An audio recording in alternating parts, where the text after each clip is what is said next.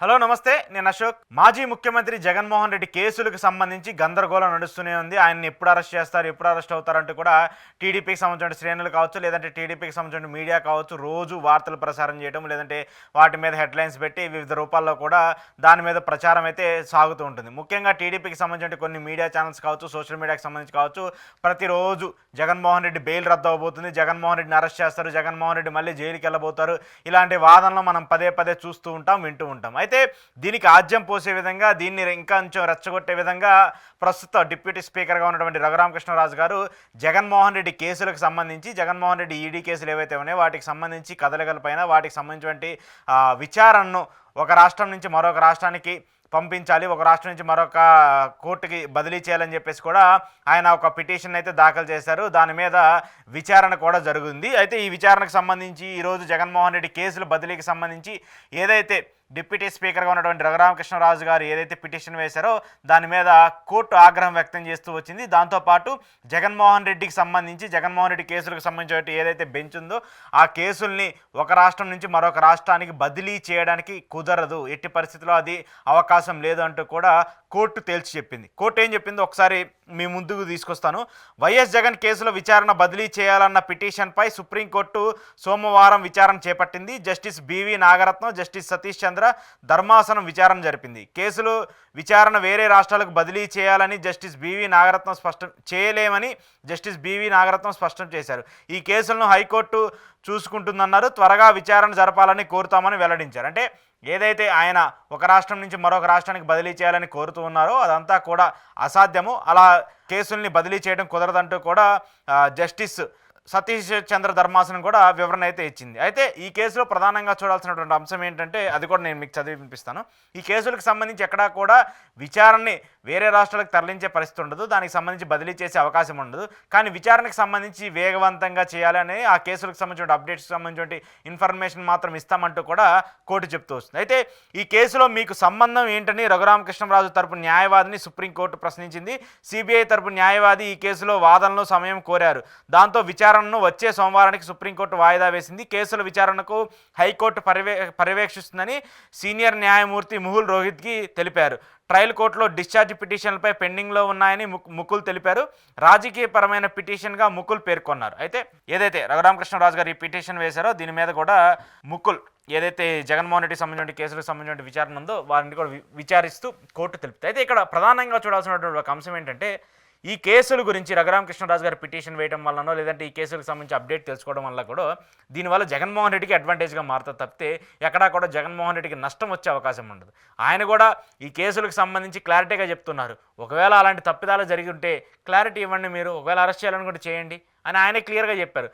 ఎంత తొందరగా దీనికి సంబంధించి విచారణ వస్తే అంత తొందరగా ఒక ఉపశమనం జరుగుద్దని చెప్పేసి ఆయన కూడా ఆదేశిస్తూ ఉన్నారు. ఎందుకంటే ఆయన ఎక్కడికి వెళ్ళాలన్నా, ఇతర రాష్ట్రాలకు వెళ్ళాలన్నా, ఇతర దేశాలకు వెళ్ళాలన్నా, ఎక్కడికి వెళ్ళాలనుకున్నా ఈడీ పర్మిషన్ తీసుకోవాలి, సిబిఐ పర్మిషన్ తీసుకోవాలి. ఈ కేసులకు సంబంధించి పెద్ద పెద్ద గొడవలు జరుగుతున్నాయి, గందరగోళంగా ఉంది కాబట్టి ఒక క్లారిటీ రావాలని వాళ్ళు కూడా కోరుకుంటున్నారు. గతంలో కూడా షర్మిలకు సంబంధించిన ఆస్తుల వ్యవహారానికి సంబంధించి కూడా ఇదే ఇష్యూ వచ్చింది, ఇదే ఇష్యూని తెరపైకి తీసుకొచ్చారు. అయితే ఇదే అంశానికి సంబంధించి కూడా ఆయన అప్పుడు క్లారిటీ ఇస్తూ వచ్చారు. ఆ కేసులకు సంబంధించి కావచ్చు అవన్నీ కూడా ఈడీకి సంబంధించి, సిబిఐకి సంబంధించి విచారణలు ఉన్న వాటిని మనం ఎలా చేస్తాము, ఎలా ఇస్తామంటూ కూడా మాట్లాడుతూ వచ్చాను. అయితే ఈ కేసులకు సంబంధించిన అప్డేట్ ఇవ్వాలని చెప్పేసి రఘురామకృష్ణరాజు గారు, ఆయన తరపున లాయరు ఈరోజు కోర్టుకు వెళ్ళినప్పుడు కోర్టు కూడా ఆయన్ని తిరిగి మొట్టికాయలు వేసే పరిస్థితికి వచ్చింది. మీకు ఏంటి సంబంధం అని చెప్పేసి కూడా మాట్లాడుతూ వచ్చింది. అయితే దీనికి సంబంధించి జగన్మోహన్ రెడ్డి తరపున ఉన్నటువంటి లాయర్ ఎవరైతే ఉన్నారో, లేదంటే ఈడీకి సంబంధించిన లాయర్ ఉన్నారో వాళ్ళు క్లారిటీ ఇస్తూ వచ్చారు. ఇదంతా కూడా రాజకీయంగా కుట్ర జరిగే విధంగా రాజకీయాల కోసం చేస్తున్నారని చెప్పేసి కూడా చెప్తూ వచ్చారు. మరి మాజీ ముఖ్యమంత్రి జగన్మోహన్ రెడ్డి కేసుల మీద ఇంత ఇంట్రెస్ట్ ఉన్నప్పుడు, ఆయన కేసులకు సంబంధించి ఇంత ఇంట్రెస్ట్ ఉన్నప్పుడు, ప్రస్తుత ముఖ్యమంత్రిగా ఉన్నటువంటి చంద్రబాబు నాయుడు గారి స్కిల్ కేసుకు సంబంధించి కూడా ఇంతే ఇంట్రెస్ట్ చూపించి రాజకీయ నేతలందరూ కూడా ఆయన నిజాయితీపరుడు కాబట్టి, ఆయన ఎలాంటి తప్పు చేయలేదు కాబట్టి ఆ కేసుల్ని కూడా సిబిఐకి ఇవ్వాలని చెప్పేసి ఎందుకు కోరట్లేదు రాజకీయ నాయకులు, ఎందుకు కోరట్లేదు ప్రస్తుతం ఉన్నటువంటి నేతలందరూ కూడా? ఆయన ఏ తప్పు చేయలేదని చెప్పేసి మీరే మాట్లాడుతున్నారు కదా. ఆయన ఎలాంటి తప్పు చేయలేదు, ఆయన సత్యవంతుడు, నీతిమంతుడు మీరే చెప్తున్నారు కదా. మరి ఆయన కేసులను కూడా సిబిఐకి ఇవ్వండి, మీరు కూడా పిటిషన్లు వేయండి, మీరు కూడా కోర్టులకు వెళ్ళండి, సిబిఐకి ట్రాన్స్ఫర్ చేయమని చెప్పండి. ఎందుకు ఇంకా మీ రాష్ట్ర ప్రభుత్వం పరిధిలో ఉన్నటువంటి సిఐడి చేత ఇన్వెస్టిగేషన్ చేపిస్తూ ఉన్నారు, సిఐడి చేత విచారణ చేపిస్తూ ఉన్నారు? అంత నీతిమంతంగా ఉన్నప్పుడు ఖచ్చితంగా సిబిఐకి ఇవ్వండి. అప్పుడు వాళ్ళు విచారణ చేస్తారు. నిజమేంటి అబద్ధం ఏంటి అని తెలుస్తున్నారు. జగన్మోహన్ రెడ్డికి సంబంధించిన కేసులకు సంబంధించిన అప్డేట్స్ మాత్రం కావాలి. ఆయన చంద్రబాబు నాయుడు గారి కేసులకు సంబంధించి మాత్రం అప్డేట్స్ అవసరం లేదు. దీన్ని మాత్రం నీరుగార్చే ప్రయత్నం అయితే చేస్తూ ఉండాలి. ఆయనకు ఒక న్యాయం, ఈయనకు ఒక న్యాయం. ఇవన్నీ చూస్తూ ఉంటే ఇవన్నీ ఆరోపణలు చేస్తూ మీరు పదే పదే ఇలాంటి విషయాల మీద కోర్టుకు వెళ్తూ ఉంటుంటే ప్రజల్లో నమ్మకం పోతుంది. రాజకీయ నేతలందరూ కూడా తమ స్వప్రయోజనాల కోసం, తమ రాజకీయాల కోసం ఇలా చేస్తున్నారని చెప్పేసి క్లారిటీగా అర్థమైపోద్ది. మళ్ళీ దీని మీద పెద్ద పెద్ద డిబేట్లు పెట్టి పెద్ద పెద్ద మీడియాలో ఫ్రంట్ పేజీల్లో ఆర్టికల్స్ రాయించి దాని మీద ఫ్రంట్ పేజీలో పెద్ద పెద్ద లైన్లు పెట్టి జగన్మోహన్ రెడ్డి బెయిల్ రద్దని క్వశ్చన్ మార్కులు పెట్టి ఇంకెన్నాళ్ళ నుంచి ఆయన జైలు నుంచి బయటకు వచ్చి ఇన్ని సంవత్సరాలు అవుతుంది. ప్రతిరోజు జగన్మోహన్ రెడ్డి బెయిల్ రద్దు అవుతుంది, రేపు జైలుకి వెళ్ళిపోతున్నాడు. మరి ఈ 14 సంవత్సరాల నుంచో 13 సంవత్సరాల నుంచి ఆయన జైలుకి వెళ్తూనే ఉన్నాడా? ఆయన రోజు జైల్లోనే ఉన్నట్టున్నాడు. మీకు సంబంధించి కావచ్చు, లేదంటే కొన్ని మీడియా సంబంధించి ఛానల్కి సంబంధించి కావచ్చు, లేదంటే కొంతమంది వ్యక్తులకు సంబంధించి కావచ్చు. జగన్మోహన్ రెడ్డికి సంబంధించి మీరు ఎంత ఇంట్రెస్ట్ చూపుతూ ఆయన కేసులకు సంబంధించి పురోగతి ఎంతవరకు వచ్చిందని మీరైతే ఎలా అయితే కోరుతున్నారో, అలాగే తప్పు చేసినటువంటి వ్యక్తికి సంబంధించిన చంద్రబాబు నాయుడు గారికి సంబంధించిన కేసులకు సంబంధించిన కూడా పురోగతిని కూడా మీరు మాట్లాడండి. అప్పుడే మీరు నిబద్ధత, నిజాయితీ గల రాజకీయ నాయకుడు అని చెప్పేసి ప్రజల్లో ఒక అవగాహన వస్తుంది. మిమ్మల్ని ప్రజలు నమ్మే పరిస్థితి కూడా వస్తుంది. అలా కాకుండా రాజకీయ పరంగా కక్ష చేయాలని చెప్పేసో, లేదంటే ఒకరిని ఇబ్బంది పెట్టాలని చెప్పేసో, ఆ ఛానల్కే పెట్టాలి, లేదంటే వాళ్ళకే వేయాలి, ఆయన బెయిల్ రద్దు చేయాలని చెప్పేసి ఇలా మాట్లాడితే కోర్టుల నుంచి కూడా ఇలా తిట్లు తినాల్సి వస్తుంది.